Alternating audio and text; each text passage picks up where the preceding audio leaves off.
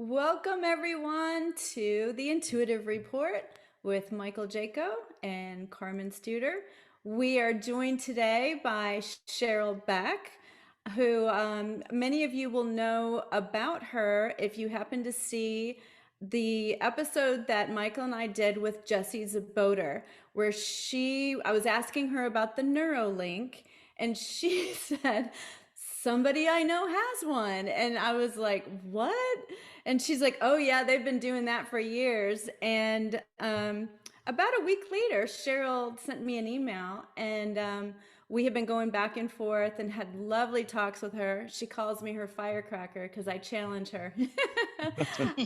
I'm tough on people because I don't feel sorry for anyone. So I like that about me, but it irritates some people, but that's okay. I don't mind. Anyway, thank you so much for being here, Cheryl. Thank you for having me. I was so excited a couple hours ago when I got the phone call. It's like, oh boy, I got a lot of work to do real fast on sending y'all images, but thank you both for having me. Oh yeah, thank you for coming on. This is awesome. Yeah. Well, what happened was when I had her on my little channel, it just blew up. You know, she had I think she's over 8,000 views. I only have 2,000 or 3,000 people. So it's pretty incredible. But I do want to warn everyone that it is really graphic. So I know some people that might be new to the channel aren't ready for some of this stuff. I like people to know that, you know, these are things that are happening to children all over the world. And it's real, and she speaks just like 𝗬𝙁 does. It's very a matter of fact, and you know, she's come to terms and has a very close relationship with God, and that's what gets her through, right, Cheryl? Right. Yeah. And so let's get started with I'm going to share the screen, and I'm going to get started with just showing a cute little picture of you when you were little, so everyone can see how cute you are. Oh, why is it not opening? Can you guys see my screen?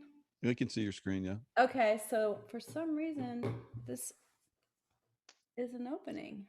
Well, that's not good. Michael, you might need to do let me see if any of these are opening. What is going on? Oh, there it goes. There it goes. Okay, so this was your book, right, Cheryl?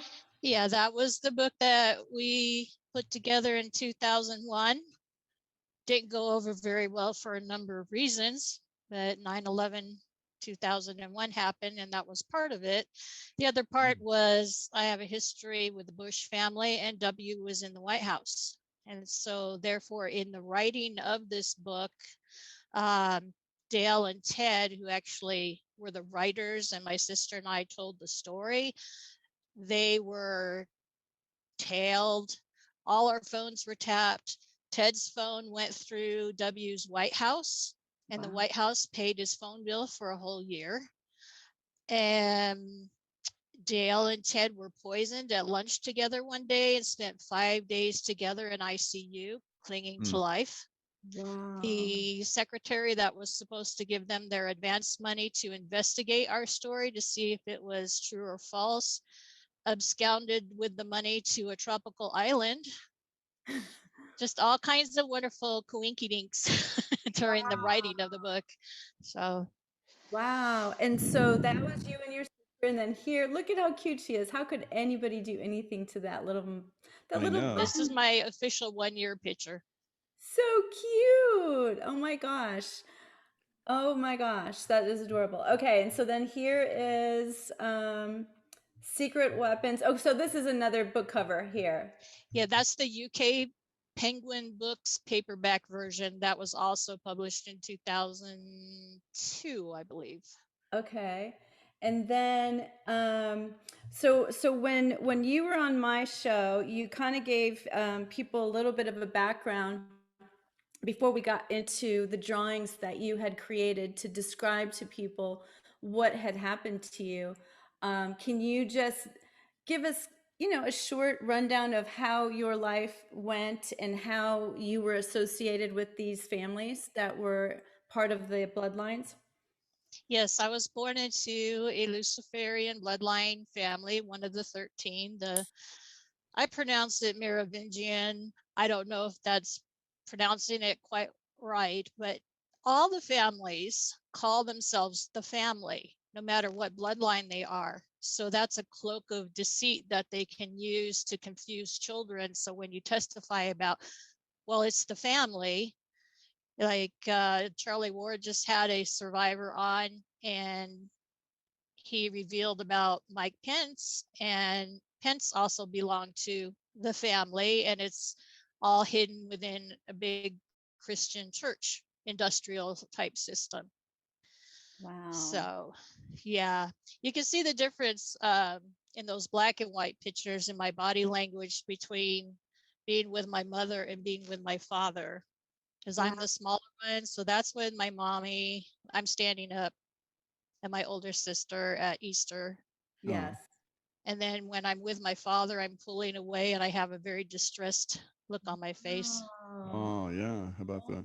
Oh, sad. Poor little cutie pie. Cheryl's the best too. I just love her. She's got the best attitude. She's so fun. I could talk to her for hours. We spend more time laughing than crying, right? Right, right. And that's the beauty of, like, going through like traumatic experiences. When you overcome them, that's the thing that really inspires people, that you've been through such trauma and tragedy, but yet you come through it and you're like a beautiful person. It's Yes, if fantastic. anybody has experience with first responders, soldiers, everybody that has to work in a trauma loaded environment, sense of humor is a Absolutely. release mechanism, a coping mechanism. So, I mean, I was a nurse at the hospital, and the jokes we told were, Yeah. not for the public. Exactly. That's the way it was when I was in the SEAL teams. We call it gallows humor, but yeah, it's fun. It keeps you, like you said, it's dealing Right, with the trauma that's out there. Absolutely. It's a right. good You way to find the start it. humor in it. Yeah. Yeah, that's awesome. And I really don't want to pass something that you said that was really important that as I sat here, I was like, wow. So the brilliance of, and you and I have chatted, and it really does in your mind come down to demonic forces. Even though families are acting out in these things, if I understand correctly, and how organized these forces are, down to a small detail like what you said about calling everyone family. That's very powerful. That's what they do. I mean, they're all about hiding in plain sight. Yes. And Not so if you much don't, anymore. well, You yeah, I know, know they're kind of blap out there at this point. Yeah, for sure. it's So, amazing. yeah, so I was born into this family. They called themselves Die Familie in German because they came over from Germany around 1904 to the United States. And you can trace my family line back to Kaiser Wilhelm II of Prussia. And so they had this royal air about them too. I had to speak in German to them when the family gathered, and the leaders were called Die Kaiserin and der Kaiser, the emperor and the empress, So started getting that German feel right away. Yeah, there's a My, lot of pomp and circumstance, around it. oh, yeah, their ego is off the charts. I mean, they're just like their father Satan. Right. Their ego is their biggest Achilles heel, in my opinion. Mm-hmm.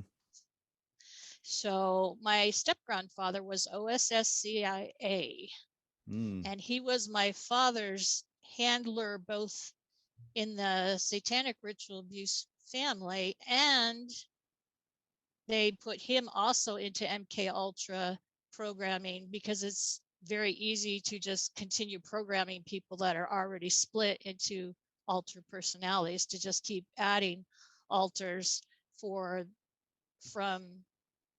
going from the ritual abuse alters to putting in the military ones.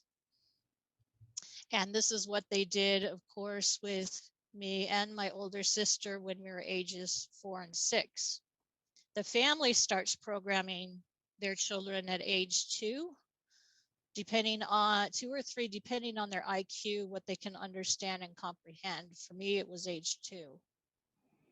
Wow. Well, and that's probably why you're so eloquent at explaining it.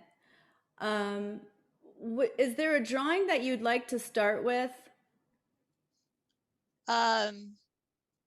We can start with this one. Okay. This was a MK Ultra experiment they did where they're testing noise threshold tolerance on me. And they took the sound up really high, you know, per age, what would be the damaging level of this child's hearing. And they took it all the way up to what I drew was I'm in convulsions on the floor, because they blew both my eardrums. I had blood coming out of my nose and mouth and eyes and ears. And so it caused a traumatic brain injury and caused permanent nerve damage to my auditory nerve. So I lost my hearing profoundly. I probably only heard at about 10% right after this was done, and gradually got up to 50% in both ears. But I went from a normal talking little toddler to speaking like I was a deaf person, and I became selective mute. I don't blame you. I would have been a selective mute too. Good night. And so backing up to before we go through this one, or actually we should go to the one where which one was the one? Is this, no, the one, yeah, this is it. This is the one. Because this happened immediately after you had your surgery. So can you explain to them what they were doing with putting the Neuralink type thing in there? I know it wasn't actually this one's before. This is age 4. Okay, so this was before it happened. Oh, okay. And so I thought it happened in the hospital at the same time. And so if you could go through explaining what was in here, and then we'll go into the Neuralink then. Okay. At age 4, they decided that my worth for the MK Ultra program would be as a child seductress blackmailer. And so this is how they program. This is one of the methods they use.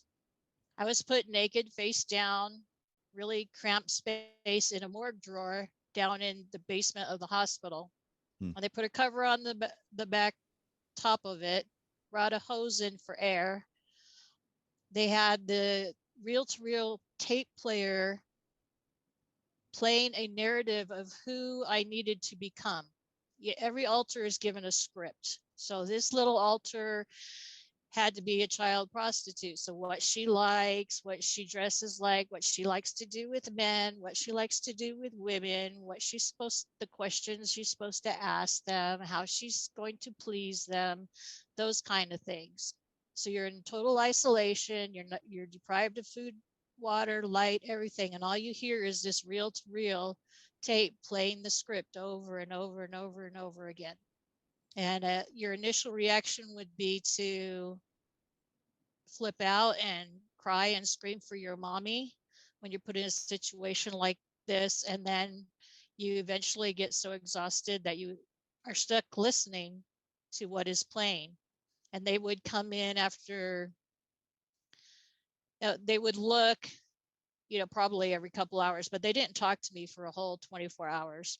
And then they would come in and ask for 𝗖𝙭𝙤𝙠 to come out. And if I started yelling, "I want my mommy," they knew I wasn't programmed yet. And I hadn't done the split and acceptance of becoming that altar. So when I could answer a 𝗖𝙭𝙤𝙠, then I could come out. It's horrendous. And then one of the things that she also mentioned when we went through it the first time is that they're put in there naked, but they're never fed and not given water. They're not allowed. I mean, they go to the bathroom right there. Like, all the human fluids are just like all over. It's just a horrible, horrendous way to treat a child or anybody. It's just unbelievable to me that you survived this. And I bet there is this point in time where you do break. Are you aware that you break? It's a choice you make. Ultimately, you're creating every single alter. They're not putting anything foreign into your brain. You are adapting, accepting this script, and splitting that alter off. Then they use electric shock and visuals to cement the amnestic block between the different alters after you come out and can be this whatever they want. Right. And This is very, very similar to, well, this is definitely MK Ultra, and the K, of course, is control from the German K. That's how they spell it.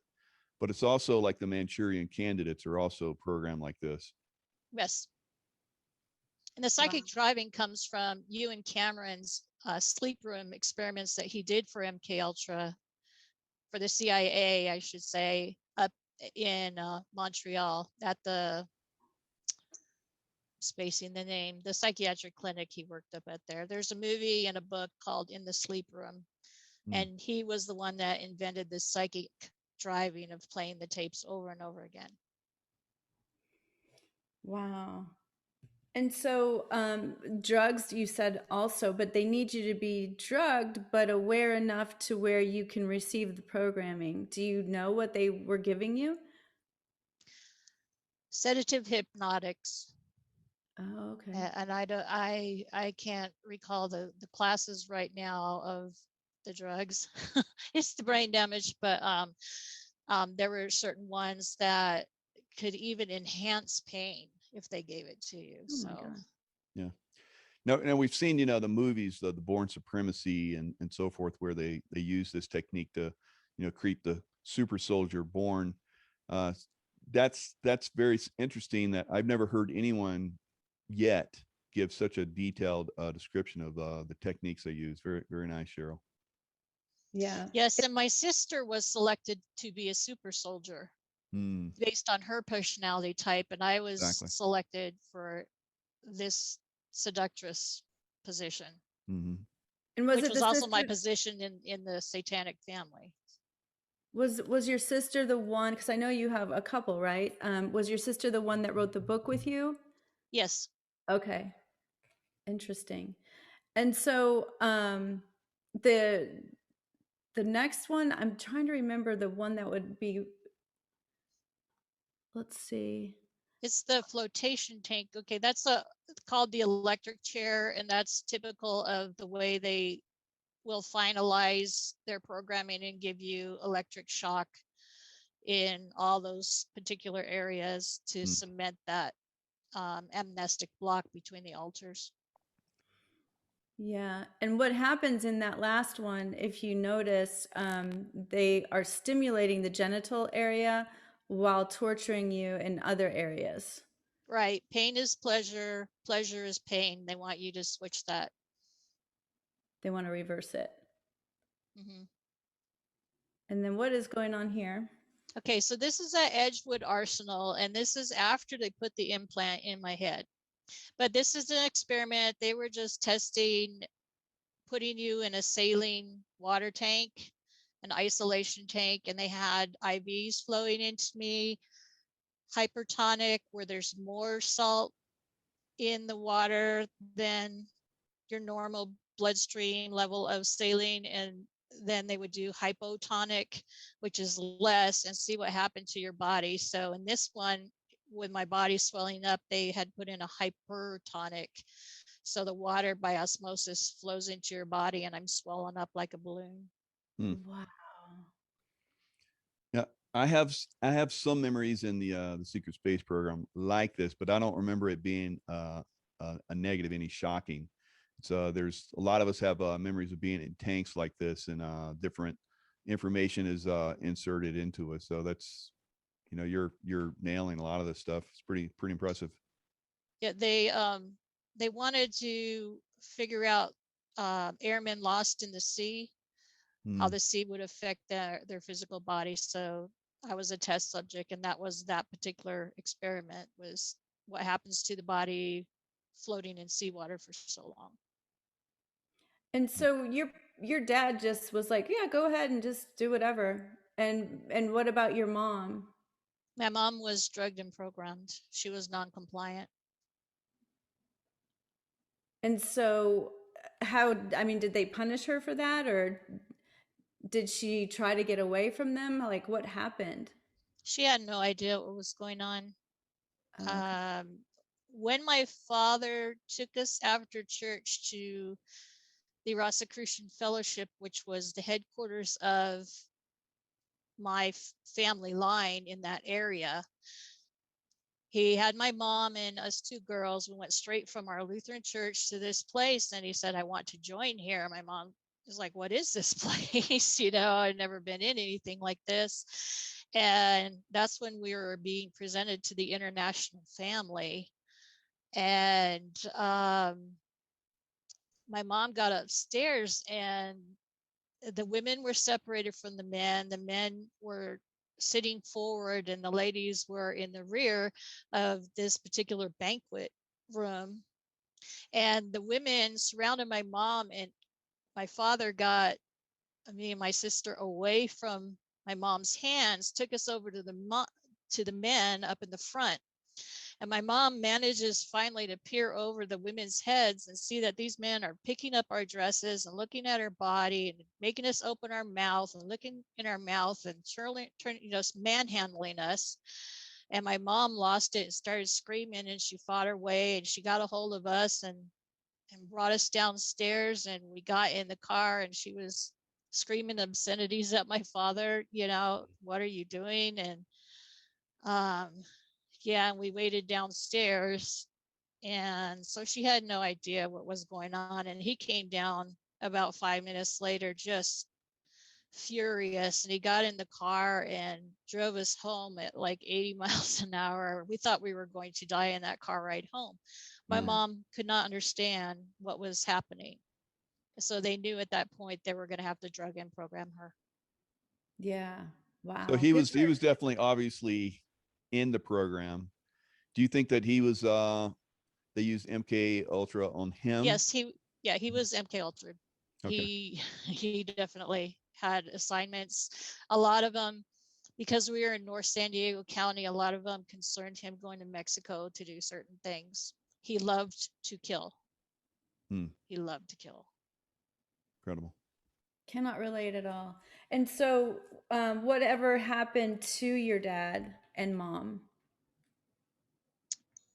By the way, that last picture that you just showed, Michael, is that the top floor of this building was where they were sitting and looking out down on us. And then we had to go upstairs to them in that top floor. This is called the sanatorium. It was actually a TB sanatorium because the Rosicrucians are supposed to be a hermetic healing type of, call it secret society, whatever. And they're supposed to heal people, and that's why you see the healing center and everything else, but it's the occult version of healing. Right. So do you think that the Rosicrucians were infiltrated, or that this is part of what they do? This particular Rosicrucian Fellowship is unique unto itself. This is the family, and they're not related to the other AMORCs that are all across America and the world. This was a unique unto itself, and this is run by the family. And this kind of plays in a little bit with what I'm hearing from other people that are, trafficked, child trafficking, where some of these churches are basically infiltrating their fronts for child trafficking and all of this, all these other, demonic stuff. Yes, our Lutheran church was the same way. It was run by the family because Lutheran religion is the state church of Germany. It's not necessarily that you believe so much as it's the state church. And so, and also this property has a common border with Camp Pendleton. I was just going to ask that. That's another thing that happens. Yeah, they're bordering a lot of these military bases. And the sanatorium building in the basement level was where the Dr. Green programming happened with me, because literally right on the other side of that building is a shooting range where they teach you how to shoot. So literally we just went out the fence, and that's where I learned to start shooting at 8 years old. Wow. Yeah, I've been to many shooting ranges on Camp Pendleton, so that's interesting. Yeah, and you can see that the Rosy Cross sits on a pentagram, as the Healing Center also does, and in the roof of the Healing Center also is a pentagram with the rose in the middle. Mm-hmm. Wow. So how did you escape this? How did I escape this? Yeah, the family and the craziness. Yeah, well, when I was 15, our day life, which was separate from everything else. I mean, we did not remember night from day. We did not remember anything. Their mind control is that thorough. So things during our day life had become intolerable with my father. He was a raging alcoholic. And once my baby was sacrificed and he took on that energy, he just became violent and horrible, intolerable through the day. And so my mom finally divorced him when I was 15. And then at age 18, we sold our house and sold everything and bought a motorhome and left that city and took off into the wilderness of the United States. This was 1979 for 2 months. And back then you didn't have cell phones and everything like that. So I didn't think we were being tracked, but they can track me because of the implant. So Yeah, they yeah. kind of knew, you know, where we were. But and then we landed, you know, back at their hometown in Michigan. And I left a year and a half later. I hated it there. And so I left to set out on my own when I was 20. And my father had quit the city there in Carlsbad and followed after. So he was arriving right after I left. So I was able to stay out of their grasp. I was programmed as a callback for 1998.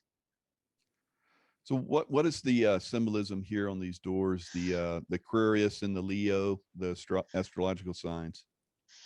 Yeah, you probably know better than me. That's why I wanted to share these on this door, on these two doors, because I can't exactly interpret it, but everything they did at this Rosicrucian Fellowship was based in the zodiac and astrology. Interesting. They really do put a lot on it. It's interesting. And so let's rewind back to how old were you when you got the, I remember it's something screens, what is it called again? A receptor? It's called a stimoceiver, and I did send that image to you, Michael. Jose M.R. Delgado, MD, was the mad scientist of MK Ultra that was experimenting in the mind control electromagnetic radiation implants in animals. And what they did not advertise, of course, was he was doing it on children too. So at 5, I was taken to Edgewood Arsenal, and I do recall the entire surgery because they had paralyzed me, but I was wide awake. And what they did was, this is graphic, they took my right eye out of its socket, and Delgado put the stimoceiver into the cartilage, which later becomes the sphenoid bone on the right side. So it's the right wing of the sphenoid bone, sorry, stumbling here. And he put that in, and then they popped my eye back in and cleaned up my face from all the fluids and wheeled me out and wheeled me into a, you know, hospital bedroom, because they were going to do further experimentation on me, like the flotation tank. Yeah. I knew another survivor that had the exact same thing done to her in Canada by Delgado. When the investigators went to Edgewood Arsenal, There was no hospital where I said it was, but when they went into their history, the hospital was exactly next to a runway, because I said I heard jets all the time and airplanes all the time, and it was exactly how I described it. So they were able to verify that truth as well. Plus Edgewood Arsenal, if you go online and look for the LSD experiments on Army soldiers, it's all there. You can see that that's what they were doing. And they did a lot of LSD experiments with me there too. And so how when you look at like Elon Musk doing this Neuralink now, what is the difference? And is he putting it in the same place that Delgado put yours? Or do you even know? As I understand the Neuralink, it kind of goes in like a capsule, and the capsule dissolves and the nanobots diffuse through the brain like a net, like a neural net is what I understand it as. Whereas we're talking, this was put in me in 1966, and it's a 3-channel transponder that picks up all the radio waves in the atmosphere and concentrates it into the brain. He was trying to change behavior and psycho-civilize society for all the violent offenders and things like that, try to alter their behavior so they would fit into society. I have his book from that era, and he was a typical elite. He wanted to psycho-civilize the whole society because we can't manage ourselves. We the sheeple and chattel, they have to be able to control our behavior, then we can all live in a utopia. But there's that elite that they don't have to be controlled. So sick puppy he was. Yeah, and ironically, they say that we're profane and vulgar. Sorry. I know. Yeah.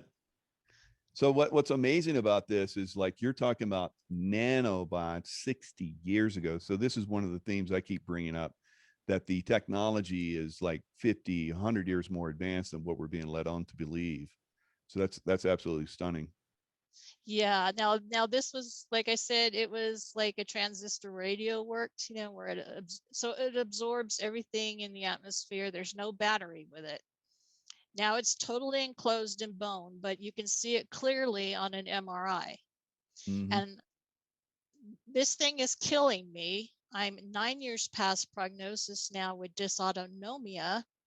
And Delgado noted in his research that the implant caused death to the cells of the autonomic nervous system. Think automatic. What happens automatically in your nervous system? Heartbeat, blood pressure, temperature regulation, GI tract motility. All these things are in failure in me right now. And I always have a migraine of 4 out of 10, and it can go up to 10 out of 10, and then I have to be hospitalized. So when I was in my pre-nursing program and started getting my memories back, I had my doctor do x-rays at first, and it validated my memories, because here I'm looking at this body that is total. I mean, 2/3 of my bones have been fractured. They would dislocate my shoulders and my hips on a regular basis to torture me. And so they're loose. They slide around in their sockets. I've had both shoulders have had surgery already. Anyhow, this thing being in my head, is causing the death of my body. And we tried to get it taken out once we did the MRIs, and the CIA got to the surgeon in town, and they bribed him, and he told me to run in and pick up the images and never speak of it again. And then the second time we tried was a surgeon in Phoenix, and he was really nice to me the first time I came, and he literally body walked me out of his back office saying he didn't find anything and I wasn't to speak of it ever again. And the same time the first surgeon turned on me was the same day also they set my therapist's house on fire. Wow. So yeah, that's what they do when they pull the implants out. Anyone that's had an implant pulled out, if they have the opportunity to see it, they're like, whoa, what is that? And then they're quickly, that piece is usually quickly taken away and put in a little bag and then sent away, and you never see it again. And they're like, oh, what was that? It's like, just a strange biopsy. Yeah, that's why I've been Mhm. trying to get in contact with President Trump, because I have so much to do still in my life. And if I could be under presidential protection and have it Yes. out, then all these symptoms would stop. Mm-hmm. So anyhow, this is what's in front of us now. Is these are actually 55-year-old colorings that I did in kindergarten. So this picture is supposed to be of my house when my house wasn't 3 stories and it wasn't orange, and you can see the trees and the flowers are phallic symbols. And there's little figures in the windows that are screaming for help, and nobody picked up on this. When I color with orange, it means trauma. Wow, the whole house was orange. Yep. Yeah, they look like columns and not trees. I thought maybe it had something to do with the Masonic symbols. Yeah, it looks like that stuff we see in the Disney movies now. The Yeah. old. Yeah. Yeah. Disney wasn't a good place for me either. Mm. The elementary school that I went to, by the way, where this kindergarten is, it was also a ritual place, and Mengele came there once also to program me on the merry-go-round. But so I was scared to death of even starting kindergarten. It took them 2 weeks to drag me into the classroom. I would just be hysterical. So this is what I like to do in school. I like to paint. You can see the door is orange, which means school is trauma. And I'm just this little figure compared to the size of the easel, and I'm painting what I'm looking at outdoors. But it looks like almost I put myself in a hangman's noose, because they told me you can't draw, you can't color, and I would be punished if my drawings or colorings were conveying what was happening to me. And in kindergarten, I was successfully doing that. Yeah, you sure were. And that goes back to that family thing. They're down to the little details, like don't allow this child to draw in school. Right. So I was supposed to do a picture of Halloween.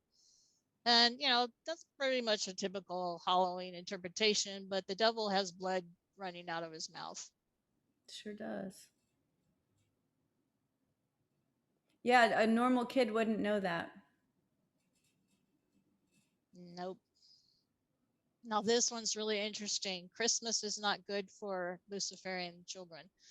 So this is my Christmas picture. And you notice the Christmas tree does not look happy at all. It's not decorated. And then it's supposed to be a baby Jesus manger beside it. If you go to the next picture, I'm going to zoom in on this manger. I actually did this with the manger, and it blew me away when I got this booklet from my mom's house. I wrote the numbers 1, 2, 3, 4, 5 is backwards, and 6. You can see that the manger the sides has trauma coming up, and I made it like a tiki hut, like a cover over the manger, and then blood on the top of the roof. And the 5 is backwards, and I knew how to write my numbers since I was 2 years old. And I think I wrote it backwards like that because I was safe that year, not to be sacrificed. But in the family, 6s die at Christmas. And so the numbers at 6, this ties directly into JonBenet Ramsey's murder. When that happened, and she was 6 years old and she died on Christmas, I was triggered out of my mind. I knew exactly what had happened to her before the details even came out. And, people can say that the Ramseys were not involved, and, there's still all this mystery about it. But what I know is 6s die at Christmas. Wow. And in our family, they would do a lottery or hat draw. They would put all our names in a hat and shake it up, and whoever they drew was the one that was going to be sacrificed. So when I was 6, in the same school, there was a theater area, and they had the big strong light bar and the heavy velvet curtains. And what they did with all us 6-year-olds was they strung us up by one leg upside down. Oh my God. And took us to the top of that light bar. And so each man was holding a child, and whosever name had been drawn, what they did was they all let us go and let us plunge towards the deck of that theater. But the one who was going to be sacrificed, they didn't stop the rope. He hit his head and split it open and broke his neck, and he was sacrificed that way. So all of us didn't know who was going to die as we plunged towards that deck of the theater. The evil is so evil that Oh my like you God. can't even diabolically write this stuff. Like I couldn't, when you started telling this story, I was already blown away. And so Christmas, is this horrifying for you now? Christmas, yes. Christmas is a big sacrifice to the god Kronos. And that is a god, if you see pictures of it, he actually cannibalizes children alive. So Christmas Eve at the stroke of midnight, they sacrificed many infants and children. And of course, when I was 15, that's when my own baby was sacrificed too, was Christmas. So I still have PTSD at Christmas time.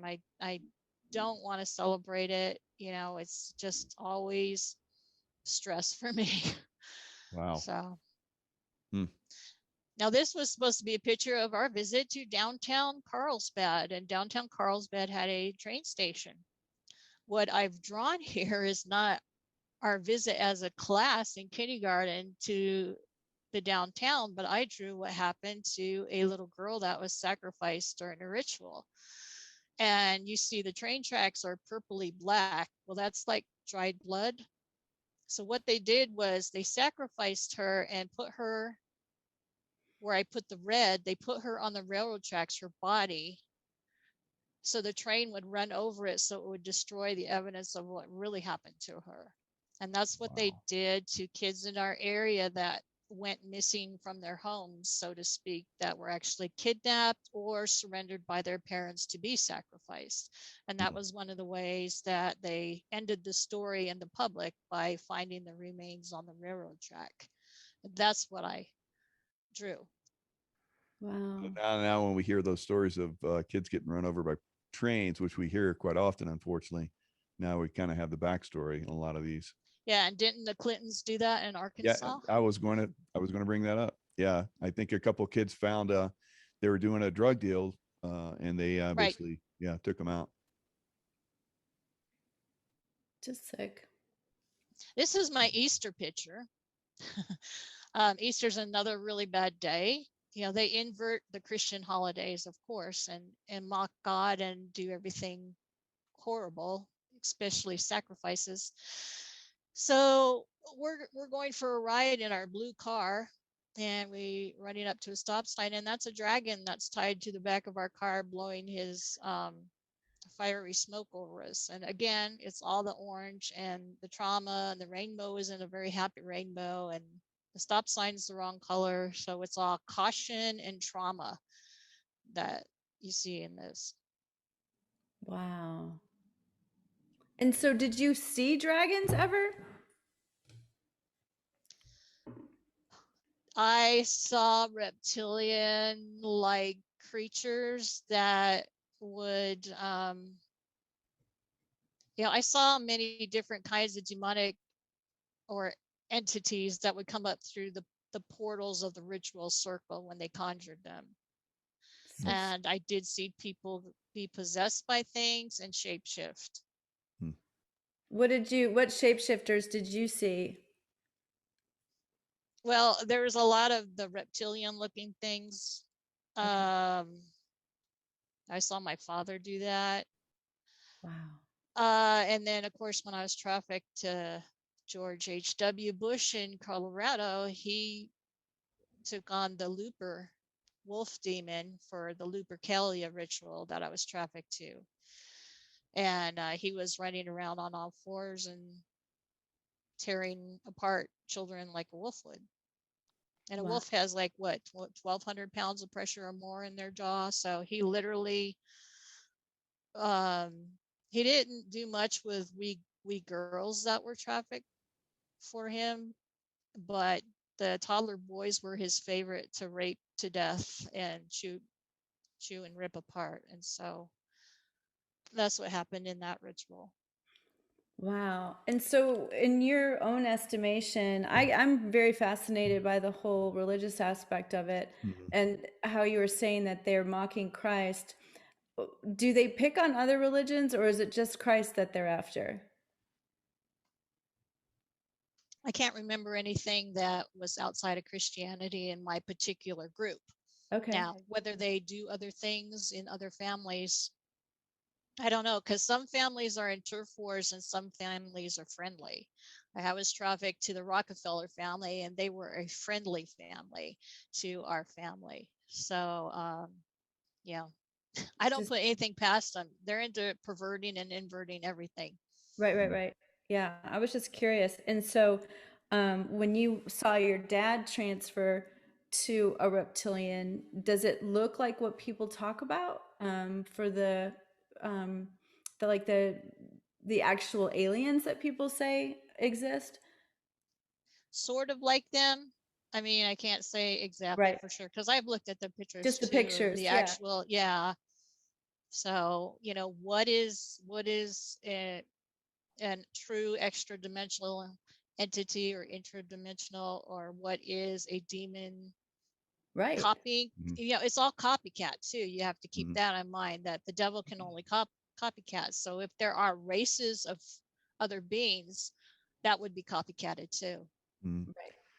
Now, to give you, your story credibility, the Secret Service called Bush Senior Timberwolf, and I've Yes. heard a lot of stories of how they did sacrifice a lot of boys to him, or he Yes. basically did that ritual.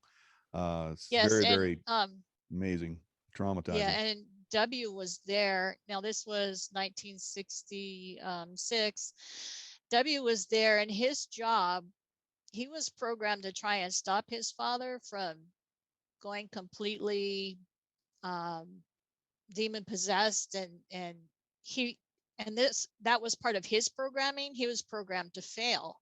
So when he tried to stop his father possessed by the wolf, he was thrown backwards across the dungeon, and he hit the back of his head really hard on the dungeon wall, and blood came down, and he slid down the wall unconscious, because when you're possessed by a demon, you have superhuman strength. And I Exactly. mean, he was just Mm. catapulted backwards. Yeah, So I saw during my time in the CIA when I did protective detail stuff. I would see some high level CIA guys go reptilian eyes when they got angry. So it's real. It's out there. Shapeshifters. Wow. Were they yellow, or what did it look like, the eyes? They would go. They would how our pupils are round. Uh-huh. They would slit and they would start to go yellow. Um, So it's like a yeah, that's snake. my father's would too. Yeah. yeah. So And he when had a that happened, smell. I would go, okay, there's a reptilian here. Time to be cool, because you knew that if they, I just knew on a certain level, if they got more angry, then it would not be good for me. So I just Right. like backed off, whatever was going on. Right. So Exactly. And yeah, my father, once that happened, he got this smell to his feet. And it's kind of what people describe HRC as smelling like, kind of like rotting flesh and urine smell to his feet. And he went to all these doctors, and they couldn't figure out why his feet smelled so bad. But we lived in a very tiny house because he kept us in poverty. And he would come home from work and take his shoes off, and we'd have to vacate the house. It was that bad. oh my God. And yeah, we would just be almost hurling. And he would come home from work and take a nap, so he would be ready for ritual stuff during the night. Mm-hmm. And we were chloroformed and taken out to rituals. Man. This is my my kindergarten class went on a train trip to and I call this my LSD train trip to hell. my father loved to ride the train, and I'm pretty sure he probably took me down to San Diego a few times himself and trafficked me down there to make money for himself. But you can see they were using a lot of LSD on me, and so the train tracks are multicolor. And I found that in a lot of my colorings, like if you had to color a cat in kindergarten, I would do the multicolor thing, and or a dog or whatever, you know, that I was supposed to color. I'd use all these colors. I Man, totally remember tripping out on the LSD and how all the different colors and how they'd morph and ooze and things like that. And the pedophiles really enjoyed a child on LSD because it made the horror worse. Mm. So did someone help you diagnose these pictures, or did you do this on your own after you did your own When Dale Griffiths was alive, he has a PhD in psychology, and he had a friend who was a child art therapist go over them with him and talk to me at the same time. Excellent. And this is when you grow up, you want to be, and I chose a teacher. But again, my school wasn't safe. So again, you see the orange walls for trauma, and the teacher looks like olive oil. And I have brown hair, and so this wouldn't be me. This would just be a teacher. You notice the children don't have bodies. So that was my way of keeping the children safe while they were in my future school as a teacher, by not giving them bodies. And I joked, and, you know, said there's a girl with green hair, you know, maybe I saw into the future. but you know, not drawing bodies on them was a way to keep them safe in the school. yeah, that is interesting that just one of them has green hair. And then too, I was just thinking about your comment about your dad chose to live in poverty. So, you know, based on the bloodline family, you think money or nobility or, you know, whatever. I understand it's generations and generations later, but is it a choice? And or is that just the way it shook out for you guys? Well, our particular family line isn't known to have money. They're the occult healers. Oh, okay. And they're, you know, they refer to themselves as royalty, but you kind of be appalled at what they actually live in. Like my father's mother and my stepfather, they lived in an apartment or a single wide trailer, but they spent extravagant amounts of money on themselves. And people actually referred to them out in public as, oh, here comes the king and queen. You know, and I was like, king and queen. I hated my paternal grandmother. I love my step grandfather because he was always trying to get her to back off, constantly mouthing at us. We were never enough, never right. And I loved him until he raped me later on when I was 9. So and this final picture is, you were supposed to just draw something about the ocean because we lived on the ocean. And so I'm this little, I can remember trying to draw an angelfish, and I'm supposed to be the angelfish, and I'm screaming for help because this phallic whale is going to eat me. Wow, that's wild. And then there's one that we went over that had the diamond shape. Do you see that one, Michael? It's That's like her laying down, and it's got these diamond shapes. that's the Dr. Green alpha programming titled drawing. If you can't find it, I think I have it. Yes, I do have it. Do you want me to pull it up? Yeah, that'd be great. Yeah, Okay. I got a lot of pictures. It's fascinating, but it's kind of hard to weave through them. All right, there we go. Can y'all see that? Yep. So this is how they convince you they're putting a matrix inside your head to hold your altars. And this was done in like I said, the basement of that building at the Rosicrucian Fellowship. My handler was Dr. Green. Everybody's handler was Dr. Green. There were multiple Dr. Greens, just like there were multiple Dr. Blacks. Joseph Mengele could be referred to as Dr. Black or Dr. Green or Vaterchen. I had to refer to him as Vaterchen, which is daddy in German. And so this is again how they hide, because you have multiple Dr. Greens. So one child describes him one way, and one child describes him totally different way. So what Dr. Green did was dislocate my shoulders and my femurs and wrap me tightly in a cocoon of sheets, real tight, of course, to induce pain. And then strap me to this gurney, put an electrode helmet on my head so he could do like left brain, right brain, or quadrant splitting with the electric charge. And he's showing on his little projector there the image of a diamond if you would slice it in half and unfold it.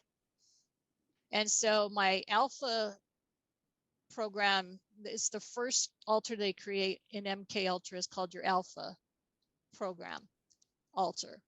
And you can see that I drew in this particular picture that he's going to put another altar in this system. And so the alpha altar flies away and hides up and looks on from the wall as he's storing another altar personality to put in one of the facets of this diamond that I think is in my head.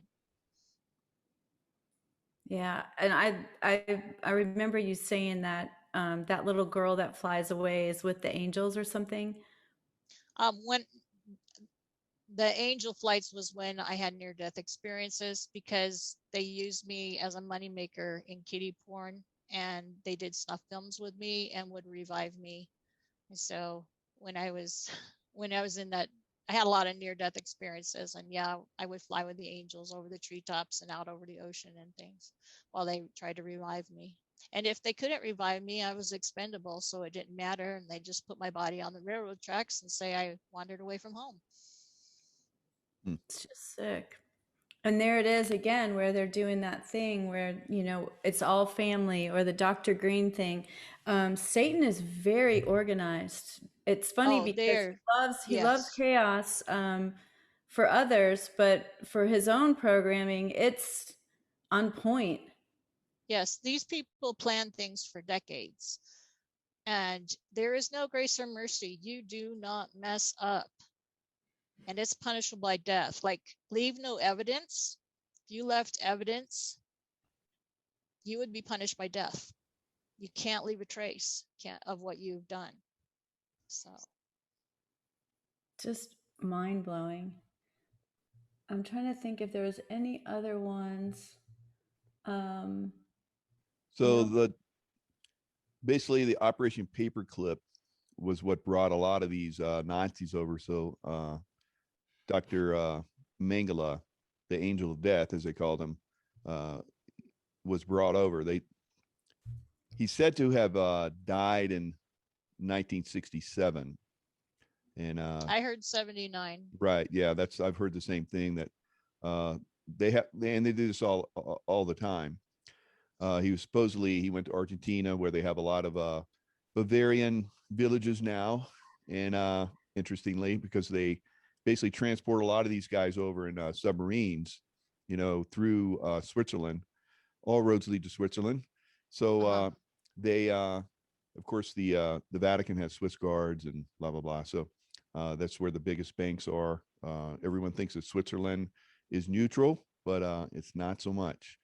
So right. Yeah, there's a lot of people that came up from Argentina after they were basically thought as dead and gone, and they had different aliases and stuff like that. But yeah, through Project Paperclip, they brought a lot of the Nazis to the U.S. Right, and what they report in the media now, and the picture they show of, you know, all those Nazi scientists for Paperclip, that one big picture you see all the time, that was just a tiny fraction of the Nazis they brought over. My pediatrician was a Paperclip Nazi. He was the high priest of the family, and he was involved in covering up all my injuries. They never did x-rays on me. My mom was programmed to call him and say, okay, she woke up this morning, she's screaming in pain because her neck hurts. She can't move her neck. Well, she slept on it wrong. Give her a baby aspirin and send her to school. And he knew the night before that my father had gotten angry because I ran and hid when it was time to rape the children behind a door. And he ran back across the room and he body slammed that door, and it broke my neck, and it caused permanent nerve damage down my arm. Well, my mom was obedient and she sent me to school, and I went to school, and this is what blows my mind, that teachers didn't pick up, or maybe they did and were threatened. I don't know, but I tied a sweater real tight around my neck because the slightest jolt and I would get nauseous, and it just, oh, the pain. And by lunchtime, I went to sit on the bench I lifted up my leg to sit down on the bench table, like a picnic bench table, to have lunch, and I screamed, I threw up, and I passed out. And okay, this is I was 7 when that happened, so 1968. There's no paramedics or anything, of course, and so the school nurse just calls my mom. She comes and picks me up, and she calls the doctor again. He goes, well, maybe I should prescribe codeine. Well, we have a codeine adverse reaction that runs in my family. So my mom said, no, I just want to give her aspirin. So I got baby aspirin for my broken neck and a heating pad.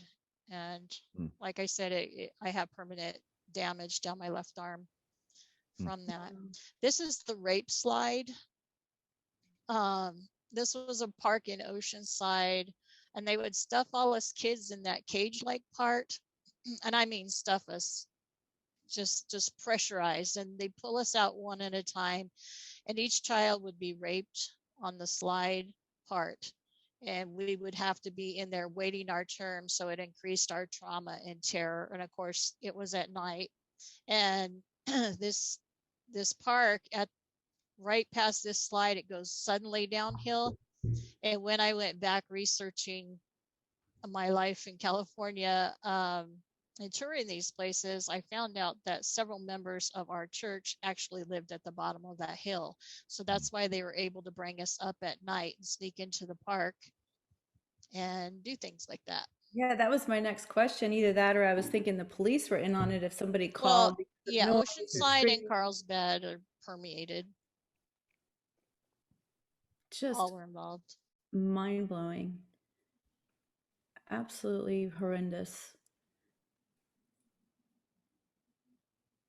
Okay, and that's what's inside my sphenoid bone. That's the 𝙤𝙤.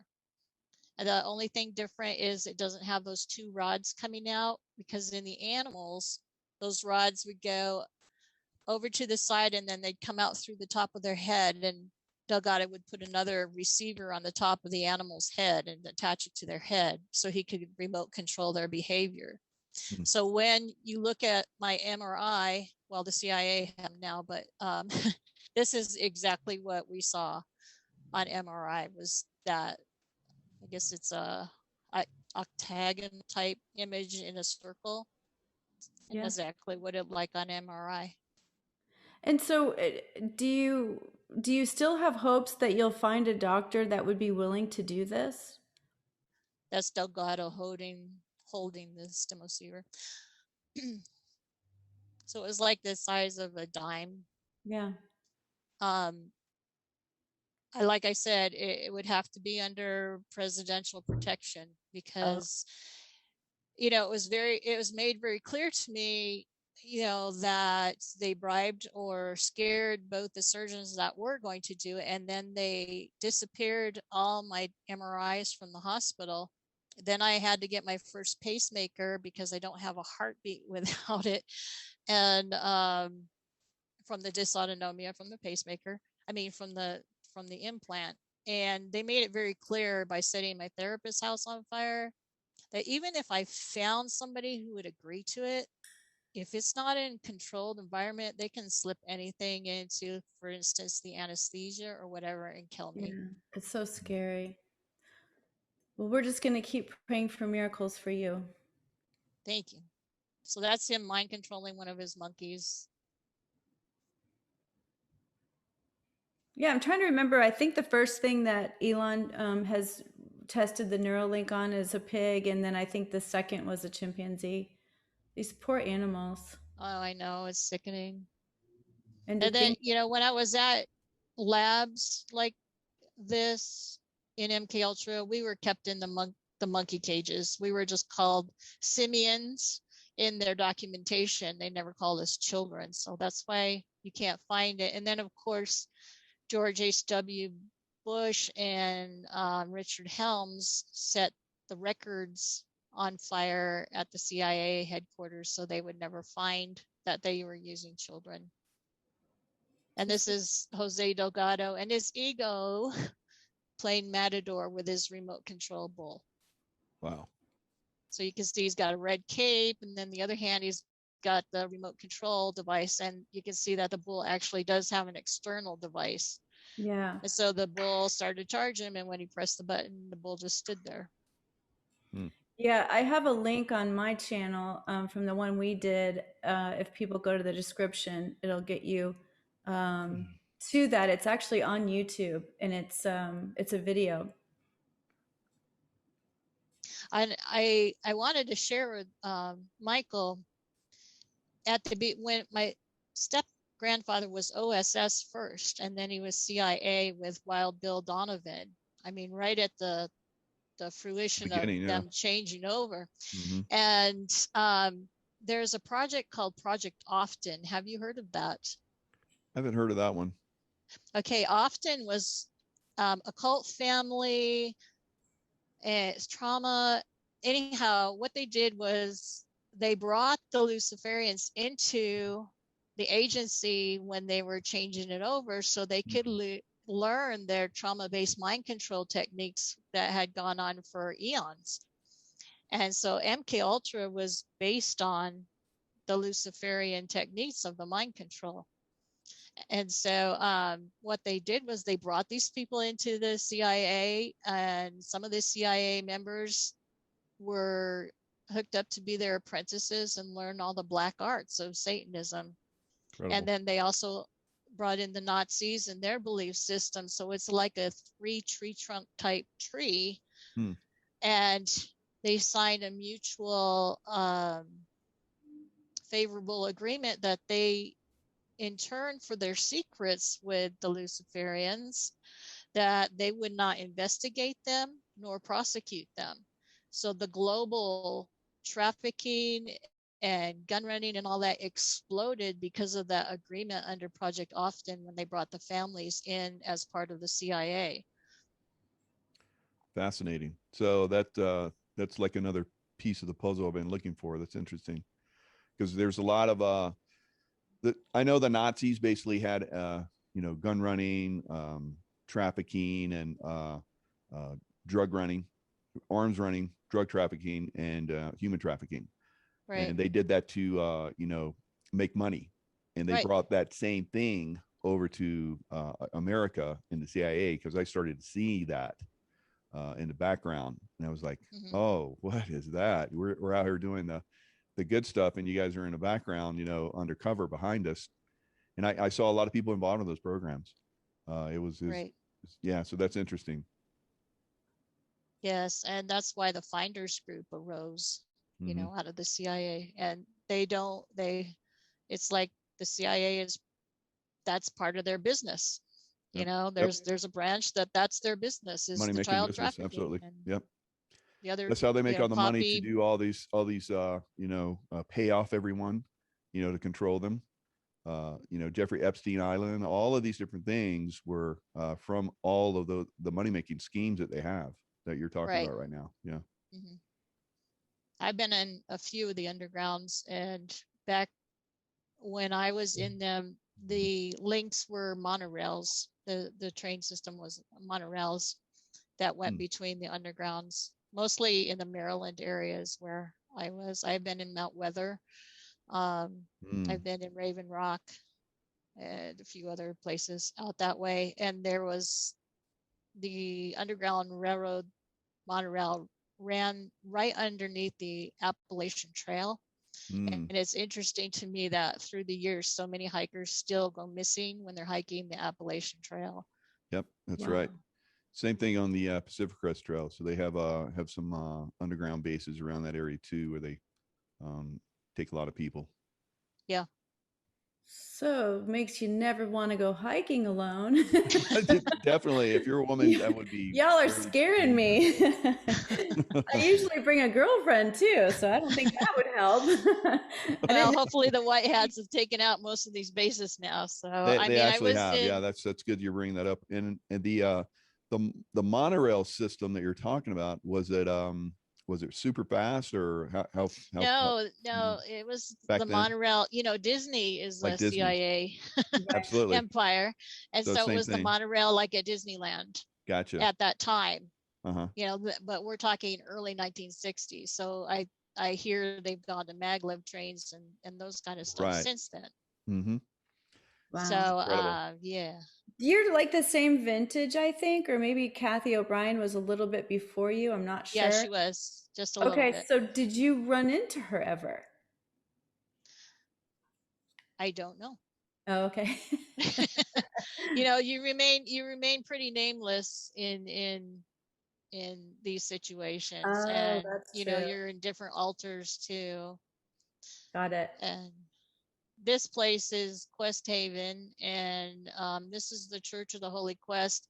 This particular retreat center, Christian Mystic Retreat Center, was where most of the outdoor satanic rituals and where I was blood baptized and abused in this particular church. And Flower Newhouse, the founder, was the oracle when I was 2 years old that determined my destiny first and determined that I was an expendable. And that's just looking in at the inside of the church. And I was actually impaled vaginally on a hand of the Christ statue there. Oh my And they were God. laughing about, you know, that even Christ molests me and that's all I'm worth. They're so sick.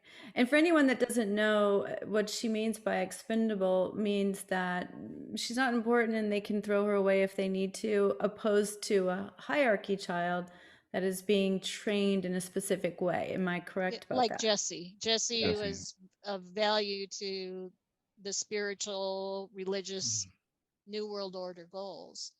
This is a sanctuary of, well, this is the altar area that my father designed for the last church that they built on our church property. They, you know, they went from small to bigger to biggest. My father designed this. It's all Luciferian Masonic designs. Yeah, you've ruined me because you showed me this one privately.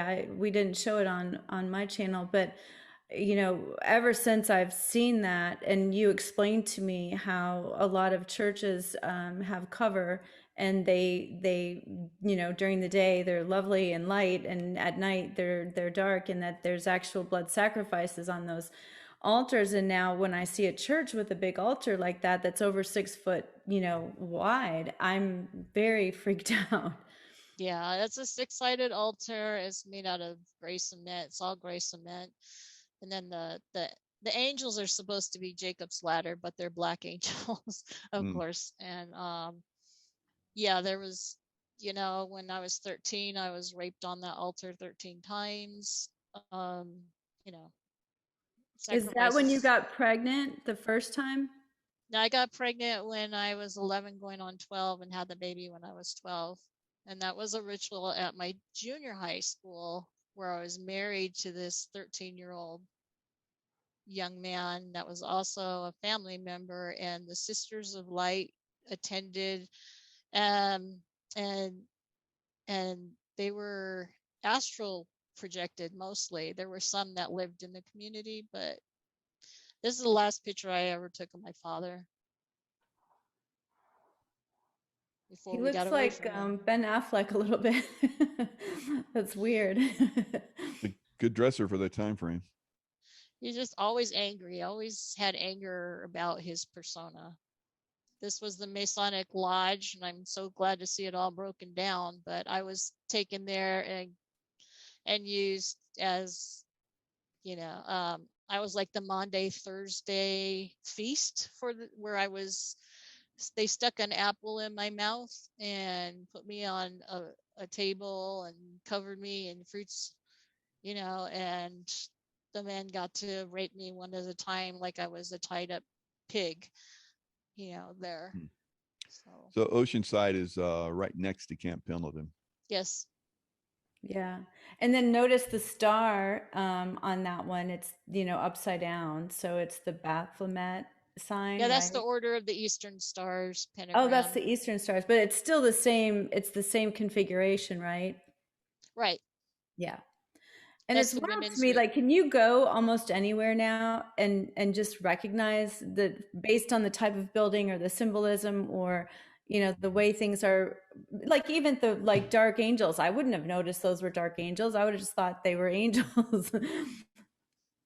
Yeah, I can see a lot. Yeah. Yeah. Yeah. I looked at that and I was like, that's dark. It's like you just start to see these things over time. And you can look at, they even have buildings that are designed to distinguish if, they do blood sacrifice there, or if they do rape, they rape children, all these different things. In the way the buildings are designed, that's how people that are in the know, they look at them and oh, that's what's happening here. Yeah, I mean, just even looking at this building, there's nothing, I mean, it's evil. It just reeks evil. Mm-hmm. And, people will argue, well, not all Freemasons. Now I'm talking circles within circles within Sure. circles. And a lot of the family were members of this particular Masonic lodge, including my father. The family, they make, you go through the Scottish Rite Freemasonry and attain all those levels.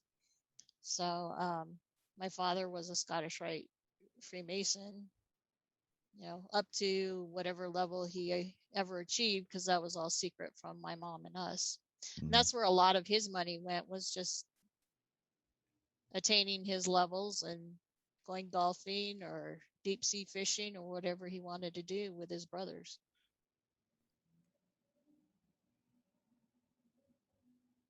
Man.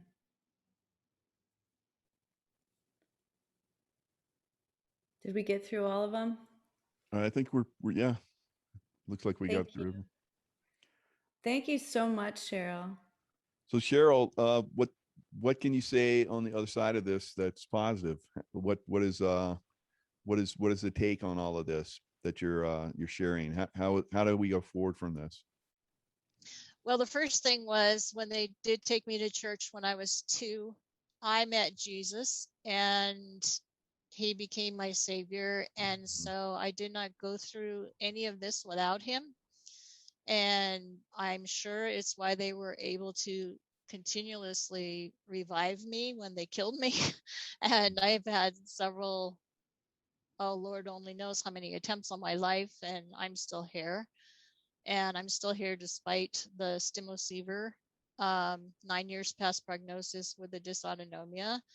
And God has a purpose still for my life. So the positive side is that there is a way to heal, and you can heal and get past all the trauma and not have to keep living that.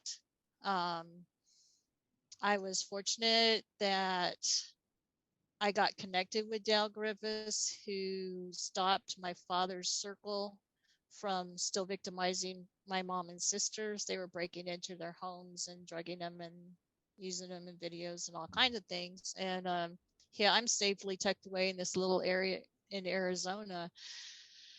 And so when they were investigating him, they decided to 187 him. The CIA took him out on his 64th birthday. Mm. And so that's why the book emerged, because our case fell apart. All the perpetrators disappeared and scrambled into thin air.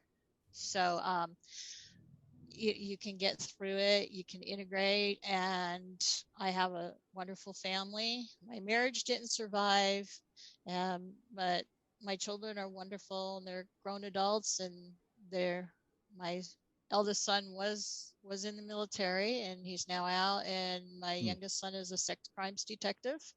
Fantastic. And we're just moving forward, and I envision a ranch for the children being rescued right now, out of all the dumps and everything, because I certainly know how to heal. Yeah, that just gave me chills. Oh, I want you to do that. I do. That'd be beautiful. Yeah, definitely. Yeah, I'd love to get in contact with Wano Savin and Charlie Ward and help Operation Underground Rescue, because they're going to need adoptive homes everywhere for the thousands of children once they heal them initially from the undergrounds, you know, and that's what God put on my heart. And that's a whole nother that's a whole nother show, you know, about what the vision he gave me and where it's supposed to take place. So I have life, I have it abundantly, and my body will get there. There's a med bed with my name on it, you know. Yes.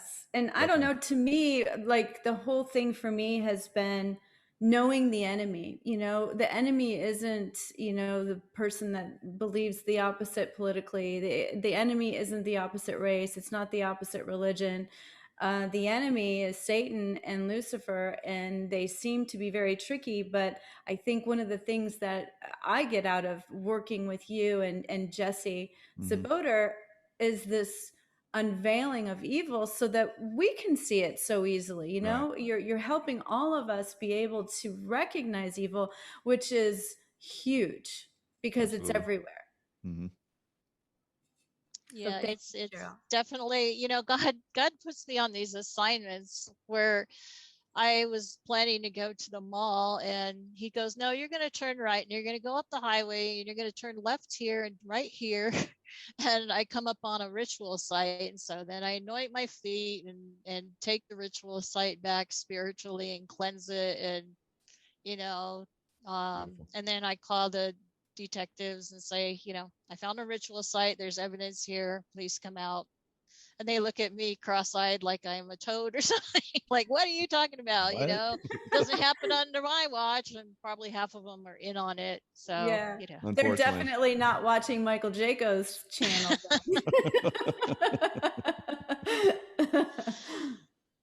Yeah. So Cheryl, thank you very much. And Secret Weapons, is that available pretty much? It's not available. They pulled it, and they pulled all the ebooks and everything. And so I'm going to work on, Dale passed away this past year. Ted was in the last stages of Parkinson's, last I heard. So I need to contact the families and see about if I can get the contract and possibly republish the book. Oh, that would be amazing. That would make me happy. I would love that. I know. Either that, or I'm going to have to write my own version, right? Yeah, that's a possibility. Definitely. And you probably do really well with that. So more and more people, like Carmen's talking about, she's got a little tiny channel, but it blew up on this story. So this story will probably go big, you know, over here as well. Even though I've been suppressed, you know, but we still get this word out there, and we still keep pushing. And yeah, I think that at some point, if you get with some people, you know, that would help you publish that, it'd be very, very successful. I agree. I'm so excited for the future. I'm just, I just turned 60, and I have a new assignment for 60 to 80. So let's do it. There you go. Go, girl. And thank you so much. And I'll definitely have you back on my channel, and you and Michael can chat further about his.